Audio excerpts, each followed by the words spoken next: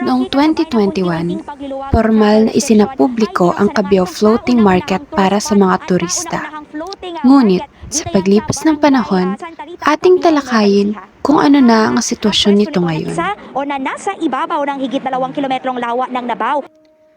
Sa pag-usbong ng turismo, marami ang naniniwalang ito ang daan tungo sa pag-unlad.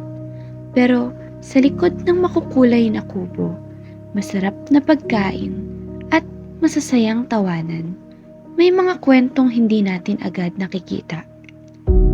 Ito ang floating market ng Cabiao, itinayo sa isang dating lubog na lawa at ngayong taon, panahon na para tanungin. Ano nga ba ang kapalit ng kaunlaran?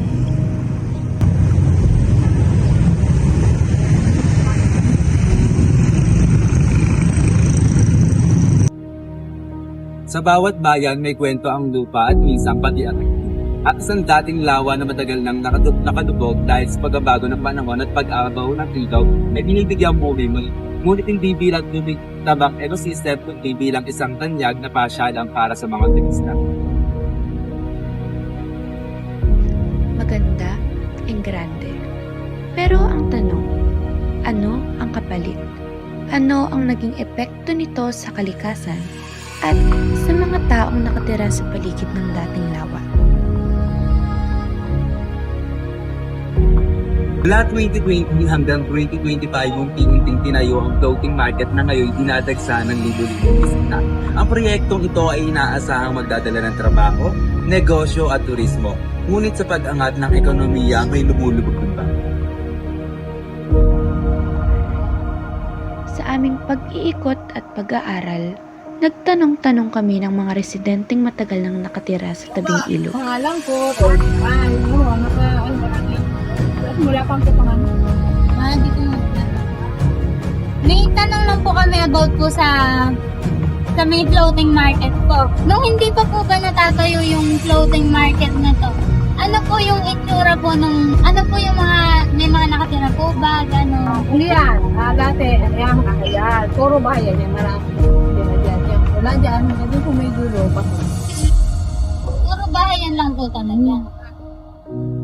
Nalipat sila dun sa may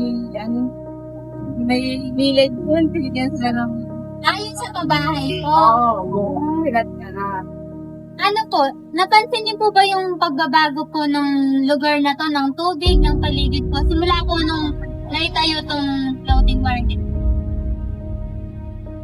Kasi, tubig niyan, parang mas malinaw siya kumpara sa ngayon. Medyo may bibitin na yun. Pero silinis naman din. Kaya lang siguro sobrang dami ng tao. Marami na rin natin tayong pinatapon na iba. Walang na rin nalalagat. So, Napansin nga din po namin kanina na medyo dark nga po yung tubig. dati kasi nung mga bata pa kami, may naglalaba pa dyan. Sabi ko, batalan, parang may mga tapos ang nakapatok na gano'n. Malinaw dati ngayon, alaan na ba, mas maitim na. Ang sitwasyon ito. Nakakalungkot man pakinggan, ngunit sa aming pagpunta, ito ang tumambad sa aming mga mata.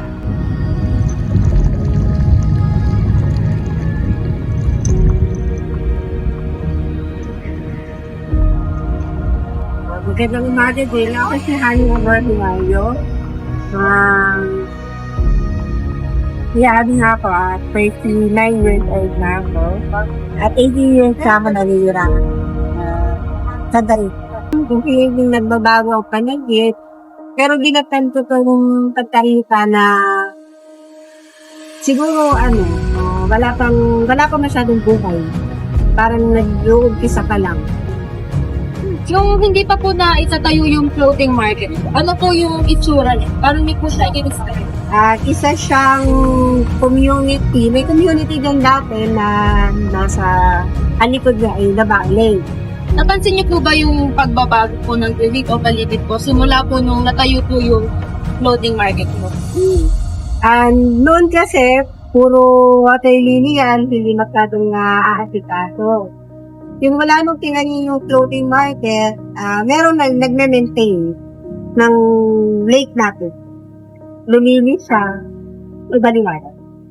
Mas napagaan po ba yung buhay niya simula po nung tinayo niya yung 31? Kasi since nung lang naman, nung may mga tao kayo mga nakakirapan dyan, nag-itinda na talaga ako.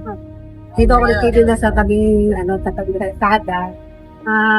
May pagbabago, lalo't pata may mga event yan, lumakas siya itin.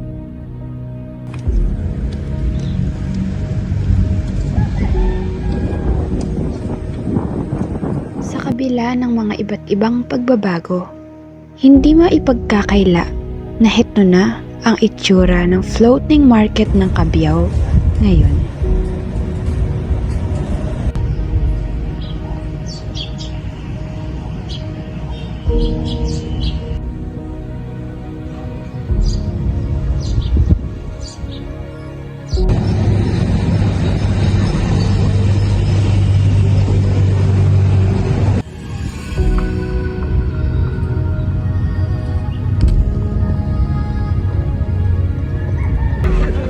Ang Cabiao Floating Market ay patunay na kaya nating magpabago ng isang lugar. Pero hindi dapat natin baguhin ang likas na galaw ng kalikasan hanggang hindi natin ito nauunawaan ng lubusan.